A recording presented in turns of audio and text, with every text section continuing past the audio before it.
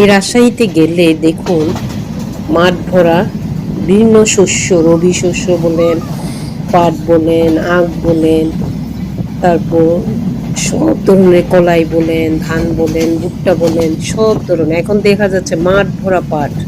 দেখুন পাট উঠিয়ে তারা জমিতে শুকানোর জন্য বা আঁশ আলাদা করার জন্য ফেলে রেখেছে। এই অসাধারণ দৃশ্য আসলে রাজশাহী না গেলে বুঝতাম না। মাশাআল্লাহ, এত উর্বর মাটি রাজশাহীর মাটি, সারা বছরই চাষ হয়। দেখুন সবুজ মাঠ ভরা, একদম দূরে প্রান্ত দেখা যায় না। সারা বছরে এদের ফসল থাকে মাঠে।